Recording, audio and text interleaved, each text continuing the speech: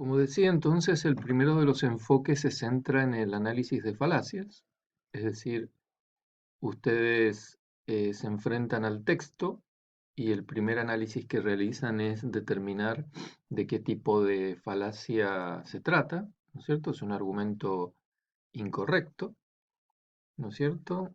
Y eso abre la puerta a la consideración de los otros dos enfoques, según Comesaña. Los otros dos enfoques eh, él los llama el punto de vista de la teoría dialógica, como pueden ver acá en el texto, y el siguiente es el punto de vista retórico. El tercer tipo, acá está, del enfoque, el punto de vista de la retórica, página 23 y 24. Entonces los tres enfoques serían el de las falacias, el que él llama teoría dialógica y el de la retórica.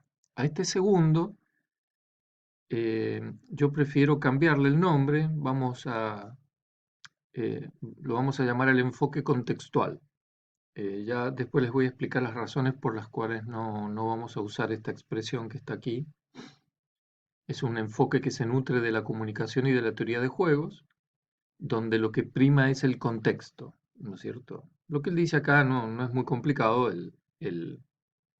este, el análisis del argumento incorrecto aquí debe tener en cuenta el contexto, cosa que no se tiene en cuenta cuando uno lo analiza desde el punto de vista de la falacia, ¿no es cierto? Uno dice una falacia o no, mirando la materialidad del texto. Acá dice, bueno, hay que ubicar el argumento en su contexto comunicativo y analizarlo ahí, ¿no es cierto? Entonces, este segundo enfoque, ¿no es cierto?, que vamos a llamar contextual, dice acá, página 22 a 23, las falacias no deben ser el tema central de estudio, sino los distintos tipos de diálogo en los cuales se intercambian razonamientos. Ese es el punto de vista de este enfoque contextual. Sigue diciendo, las falacias se explican a partir del contexto dialógico, es decir, el contexto comunicacional, por eso la llamamos contextual, como actos lingüísticos que rompen las reglas, muchas veces implícitas, que definen el tipo de diálogo en el que se está tomando parte.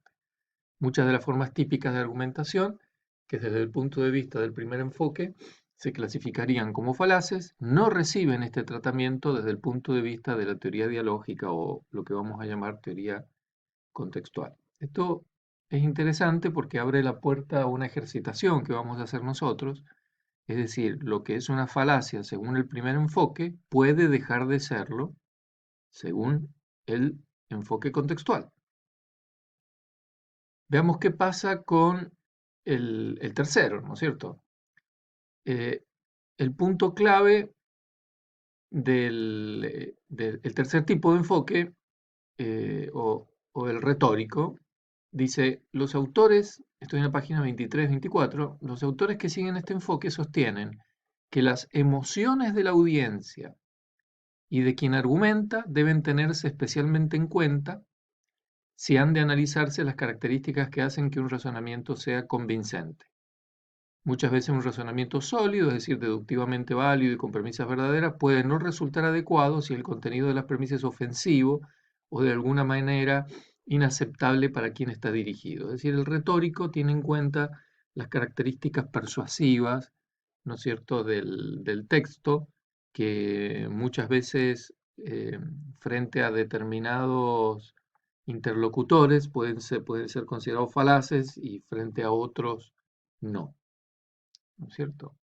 Vamos a ver esto con, con mayor detalle. Bueno, y él señala problemas que tiene uno, que tiene el otro, ¿no es cierto? Que ustedes pueden leerlo para que los comentemos.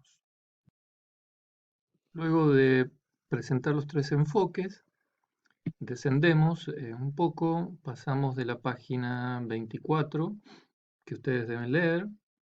Yo les voy a ir marcando lo importante. Y ya en la página 25 dice, presenta él un ejemplo que lo analiza en los tres enfoques, un ejemplo muy interesante y que nos va a servir de guía y para el cual yo les pido que por favor hagan ustedes su esquema porque lo van a utilizar como base para resolver ejercicios que vamos a ir viendo.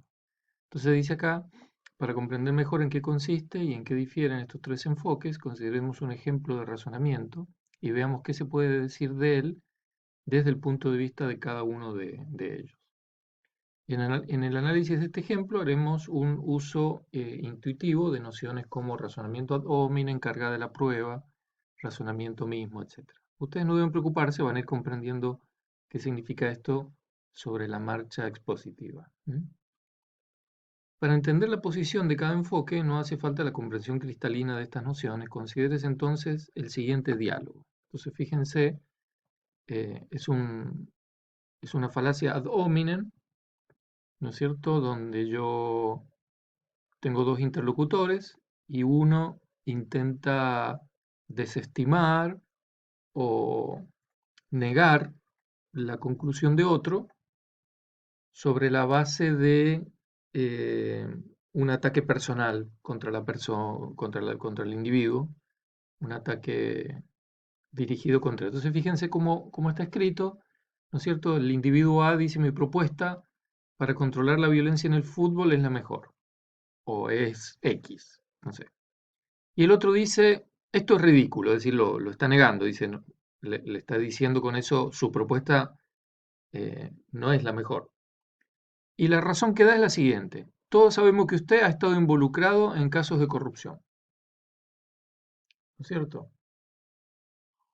Mm, claro, esto es una falacia principalmente porque tiene apariencia de ser correcto, ¿no es cierto? Uno diría, bueno, claro, ¿cómo alguien eh, puede considerar que su propuesta para controlar la violencia es buena si ese alguien, él mismo, es un tipo corrupto, ¿no es cierto? Entonces dice, no, tiene sentido, si el tipo es corrupto, claro, pero de un punto de vista lógico, eh, ser un corrupto no quiere decir que uno no pueda ser capaz de proponer un proyecto o de proponer o de tener una propuesta para controlar la violencia que sea excelente.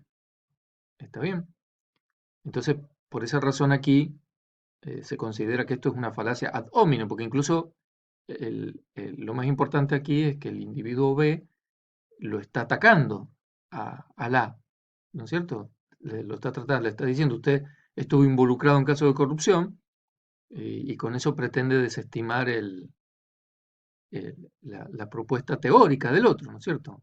Un argumento correcto acá sería que B diera un análisis lógico, argumentativo de por qué la propuesta para controlar la violencia en el fútbol del individuo A no es buena, ¿está bien? Y no decir simplemente que porque estuvo involucrado en casos de corrupción, ¿no es cierto?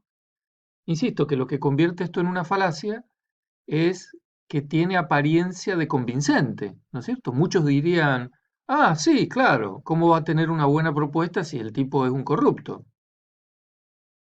No sé, como si alguien dijera que un médico investigador que fuma no sería capaz de tener una buena propuesta para controlar eh, eh, el deseo de fumar, ¿sí? ¿Por qué no? Pues el tipo puede ser un fumador y haber encontrado con sus investigaciones un modo de controlar el deseo de fumar, ¿sí? No una cosa tiene que llevar la otra, ¿no es cierto? Entonces dice aquí: un partidario del primer enfoque, ¿no es cierto? Del enfoque de falacias, probablemente reconstruye el razonamiento de B de esta manera, ¿no es cierto? El candidato B, el que ataca, dice: A ha estado involucrado en casos de corrupción, por lo tanto, la propuesta de A para evitar la violencia en el fútbol no es buena. Claro, la premisa es la primera y lo que viene después, por lo tanto, es la conclusión. Claramente no hay mirándolo así, no hay una relación entre la primera y la segunda, ¿no es cierto?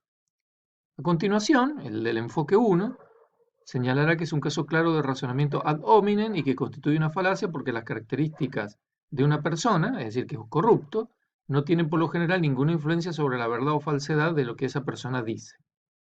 ¿Está bien? Entonces, veamos ahora de un punto de vista del otro enfoque, ¿no es cierto? El enfoque contextual.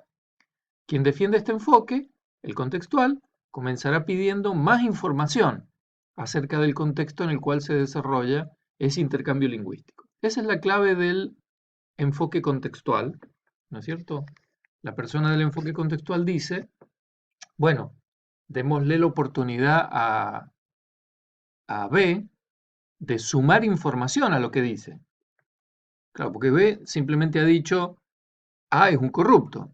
Bueno, demuestra que es un corrupto. O sea, si B, en términos generales, lograra sumar suficiente información, quizás lograría transformar su argumento en algo contundente, es decir, dejaría de ser una falacia. Veamos lo que dice acá. Si se trata de un diálogo persuasivo, el medio en donde, según Walton, podemos encontrar los mejores razonamientos, es decir, aquellos razonamientos donde hay uno que quiere defender su postura a toda costa, entonces señalará que mientras B no provee información que vincule la supuesta corrupción de A con el tema de la cuestión, es decir, la prevención de la violencia en el fútbol, B está cometiendo una falta, ya que viola una regla implícita, seguramente, que prohíbe la interrupción del diálogo por cuestiones no pertinentes al tema en discusión. Por otro lado, si B efectivamente logra vincular los supuestos actos de corrupción de A con la violencia en el fútbol de una manera racional, por ejemplo, mostrando que A es un dirigente que permite el ingreso a la cancha de hombres armados a cambio de votos en las elecciones del club, entonces B ha logrado transferir la carga de la prueba, es decir, es ahora A quien debe demostrar la falsedad de lo que dice B. Entonces, a ver si entendemos qué es lo que pasó aquí. El texto original, ¿no es cierto?, es este, y así como está presentado aquí, es una falacia, ¿no es cierto? Entonces, según el primer enfoque, es una falacia y punto. Según el segundo enfoque, el contextual, uno agrega lo siguiente. Bueno, esto que está escrito acá es la punta del iceberg de un acto comunicacional en un contexto. Lo que hay que hacer es pedirle a B que sume más información a lo que dice aquí, solo he dicho eso, que sume más información para probar que esto efectivamente pone en cuestión o niega la afirmación de A.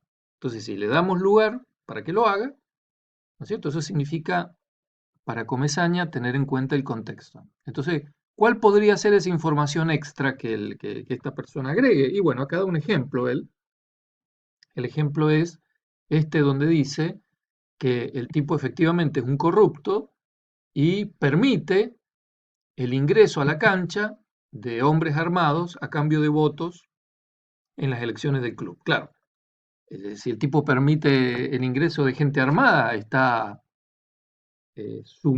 sumándose al aumento de la violencia. Entonces, ¿cómo va a tener una buena propuesta para que no haya violencia en el fútbol si él mismo la produce? ¿No es cierto? Entonces, si agregara esta información extra contextual, naturalmente, y acá viene lo importante, lo que consideramos desde el primer enfoque como una falacia dejaría de serlo.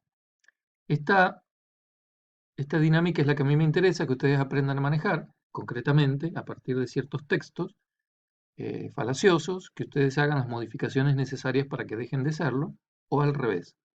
Esto les va a dar una práctica que es uno de los objetivos de esta parte del curso, ¿no es cierto? Y acá viene el otro, según el tercer enfoque, el retórico. Leámoslo. Desde el punto de vista del enfoque retórico, por otro lado, el razonamiento de B, tal como está, puede tener un efecto persuasivo muy grande, sobre todo en sociedades donde la corrupción sea un tema caliente. Es decir, el mismo razonamiento, ¿no es cierto?, o el mismo argumento falaz, puede ser muy contundente en determinadas sociedades y en otras no. Por ejemplo, el tema de la fidelidad en el matrimonio puede ser causante de que alguien imponga que una autoridad democrática renuncie en ciertos países y en otros países no, por ejemplo.